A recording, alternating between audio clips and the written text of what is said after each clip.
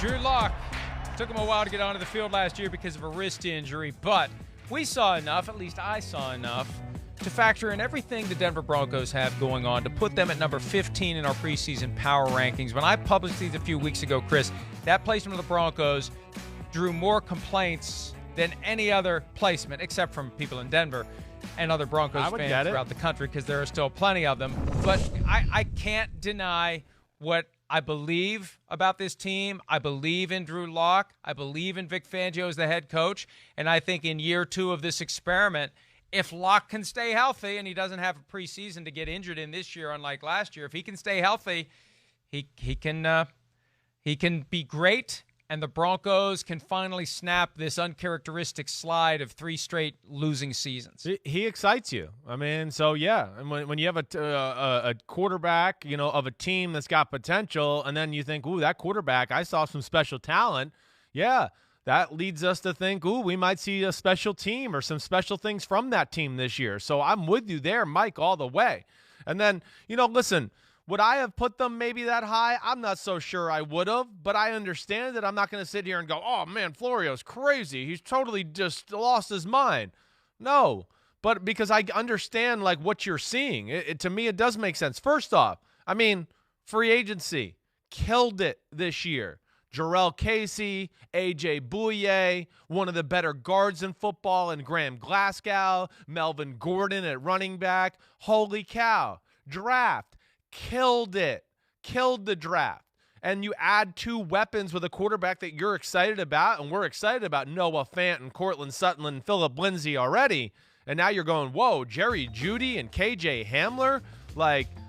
Get the hell out of here. That's exciting. So I think when you just look at it from that aspect, let alone some of the mainstays that were already there in Denver, when you talk about Von Miller and Bradley Chubb's going to be back, and Justin Simmons is one of the better safeties in football, and Kareem Jackson's one of the better safeties in football, you look at their team and you go, well, damn, yeah, Florio's crazy, but I understand him putting them there.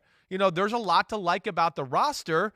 And then added to that, right, there's nothing to question about the coaching staff. So I think when you have those 2 things, I'm not mad at you for putting them where you put them. I understand your logic there, and even though it's kind of an unproven commodity to this point. And I'm a believer in Pat Shurmur as an offensive coordinator. Look, it's kind of like Wade Phillips and Norv Turner, where you do so well repeatedly as the coordinator, you get hired to be a coach. That doesn't work.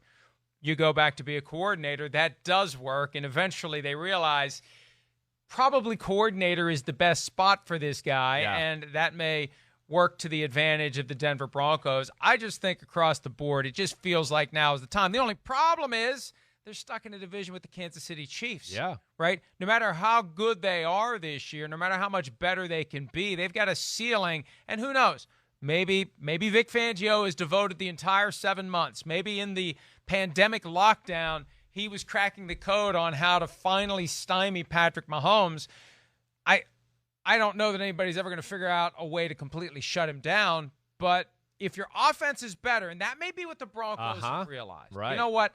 We can try unsuccessfully to slow down the Chiefs' offense, or we can try to outscore it. And I think that's what the Broncos are going for. I think there's logic to that. I think Vic Fangio looks at it and goes, wait, my defense is pretty damn good. I got some good talent here. I know how to game plan.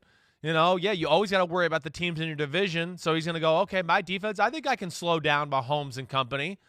But, slowing down Mahomes and company is different than slowing down the rest of the NFL world and the history of the NFL world. Because slowing down Mahomes and company means what? 24 points? 28 points? So to what you're saying, Mike, your offense is still going to have to be very explosive and make some plays there because if you're in the AFC West right now, you can't just think we're going to win 2 defensive battles every year against Kansas City. That's insane. It's not going to happen. Sorry. So you better have some fireworks on the offensive side of the ball to answer it every now and then to think Mahomes and Tyreek Hill, no matter what I do, might go off. Might have the perfect defense called for 40 snaps in a row, and they still might score 6 touchdowns. So that's where it's cool that they did take that approach because the defense was set in place there. Now they've improved the offense with these weapons. to me, the only thing I worry about with the Broncos right now, Mike, is a little bit of like Cleveland last year, okay? That would be the only thing. And not to the extent of Cleveland with the OBJ and, oh my gosh, Cleveland's going to the Super Bowl. I mean, we all went crazy with that last year. But I do think, I just hope Denver's not reading their press clippings, I guess is what I'm saying. I hope they're willing to put in the work and realize they haven't done it yet. Yeah, there's a lot to be excited about. I just don't want to get them, what do they say, too far in front of their britches? Is that right? Am I good there? Too big for their britches. Too big for their britches. Cart before the horse. Right. Somewhere in there. Somewhere in there. You've I got melded it. the two together. Okay. Here's the thing. First of all, press clippings don't exist anymore. Second of all, if they're reading press clippings, they're not coming from a lot of different publications. This isn't like the Browns last year where everybody was anointing them as right. a surefire playoff team and maybe a Super Bowl contender. And actually, Jimmy Haslam, the owner of the Browns, acknowledged on Sunday they did a bad job of managing expectations last year. Yes, we've only been saying it for a year that they did a bad job of managing expectations. They failed to manage expectations, and then even though they had a season that by Brown standards was far from horrible, it felt like a failure.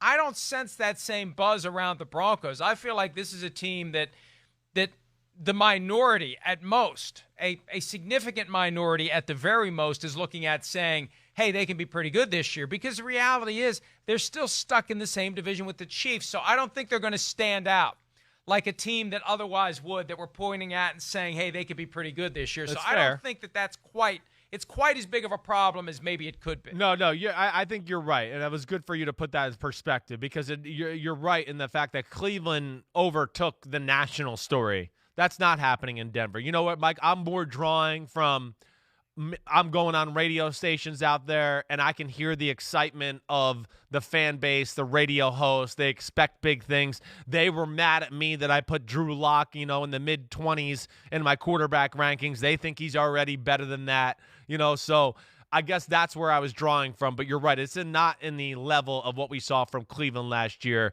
I guess my point was I'm just worried about so many young guys, so much talent. Ooh, things look good. Pat Shurmur's here, all that stuff that, like I said, maybe they lose their focus a little. But I think the Kansas City point you make is very real. That is going to keep people on their toes if you're in that division, no matter how confident you are, because you're going to go, damn, we're not as good as that guy, 15, and we're certainly not as good as them, the Super Bowl champs.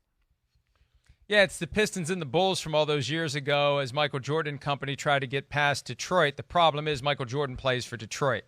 And good luck getting past the Chiefs anytime soon if you're the Denver Broncos. All right, our friends at DraftKings have the over-under for Drew Lock's passing yardage production this year at 3,450. Are you taking the over or the under, knowing that we don't have a full season to compare it to? No, I know, because but of the injury. I'm going over. I am. I'm going over. I just look at, first off, his skill set, the weapons we've already mentioned. There's a receiver for every little thing you want to do. Shurmur is going to stay patient with the run game. He's got a great play-action passing attack off the run game, which I really like, and I think Drew Lock will fit right in with the Pat Shurmur scheme and do some of the things, we saw Case Keenum do in that year in Minnesota and saw a little bit of Daniel Jones do last year, to where I go, no, I'm expecting 4,000 yards from Drew Lock. I am. I think they're going to run the ball, yes, but I still think this offense is going to go through Drew Lock's right arm and those weapons he has available to him. Yeah, I agree with you as well. To the extent that people are looking for an intriguing prop bet, I think the over 3,450. Right? That seems if that's low. what DraftKings is making available, they may want to bump that up a little bit before people start going crazy on the over, because I'd agree with you. I'd take the over as well. I think 3,950 would be a more appropriate over-under for Drew Lock than 3,450. All right, we talked about the weapons that he has. Here's an exercise for you, Chris. Rank the top 3 yards from scrimmage leaders for the Broncos this year. You've got Melvin Gordon and Phillip Lindsay in the backfield. You've got all the receivers. Who are going to be the top 3 guys when it comes to producing yardage? I'm going to go Courtland Sutton, number 1, because I think he's he's one of those guys you can formulate game plans around, or not formulate anything around him and just go, you go out there and let's see how they handle you. Oh, you're covered? Oh, it doesn't matter. You're 6'4" and a freak. We'll just throw it up and you'll still catch it. So I'm going to go Courtland Sutton 1, because I think the 2 running backs are going to share some carries there that'll like cancel each other out. After that, I think I'm going to go Jerry Jeudy too. And then I think I'm going to go Phillip Lindsay, number 3. I think that's where I'm going to go. Interesting.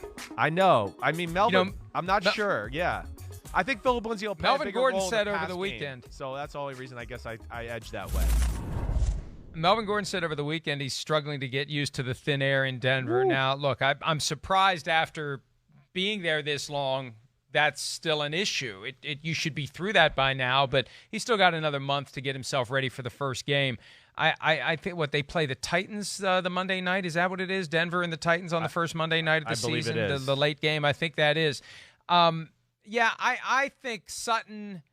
Then after that, it gets very jumbled. I know, it's tough. And look, I think what's going to happen with Gordon and Lindsay, frankly, and because of the position they play, somebody's going to get injured, which is going to open the door for the other guy to produce more. That I feel like at some point you're going to have a stretch where one of those two guys is getting the bulk of the touches because the other guy's banged up, because we know how the running back position goes in the NFL. The defense, they were top 5 every year from 2013 through 2017, fell to 22nd in 2018, back up to 12th last year. Can they get back into the upper echelon of the NFL, Chris? Hey, very, very good enunciation there with echelon. Yes, I do believe they can.